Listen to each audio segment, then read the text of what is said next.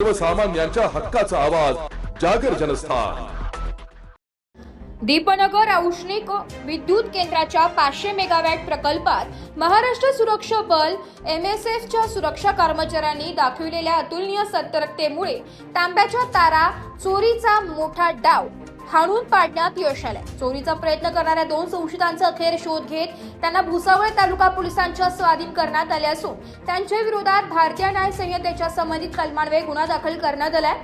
27 जुलै रोजी रात्री 10 ते 11 या दरम्यान प्रकल्पातील मोटरसायकल पार्किंग परिसरात काही संशयित व्यक्ती चोरीचा प्रयत्न करत असल्याची माहिती सुरक्षा रक्षक समाधान कोळी यांनी सुरक्षा पर्यवेक्षक संतोष खेरनार यांना दिली। माहिती मिळताच संतोष खेरनार, योगेश्वर बच्चाव आणि राहुल महाजन यांनी क्षणाचाही विलंब न करता घटनास्थळी धाव घेतली आहे। सुरक्षा पथक येत असल्याचं लक्षात येताच 2 संशयितांनी घटनास्थळावरून पळ काढलाय।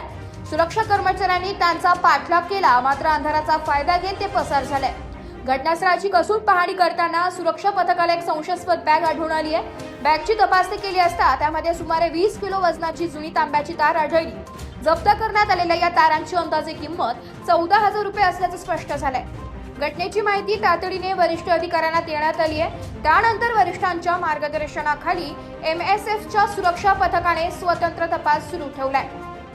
अवघ्या 3 दिवसात केलेल्या सातत्यपूर्ण चौकशीत 30 जुलै रोजी दोन्ही संशयितांचा शोध घेण्यात सुरक्षा पथकाला यश आलंय। चौकशी दरम्यान त्यांनी चोरीचा प्रयत्न केल्याची कबुली दिल्याचे तक्रारीत नमूद करण्यात आले।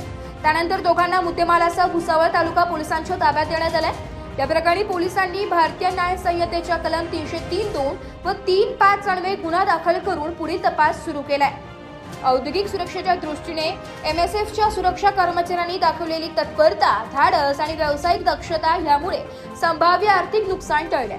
चोरीचा डाव उधळून लावत संशयितांना कायद्याच्या ताब्यात देण्यापर्यंतची संपूर्ण कारवाई MSFच्या प्रभावी सुरक्षा व्यवस्थेची प्रचिती देणारी ठरली आहे। जागर जनस्थानसाठी सुमित निकम, भुसावळ।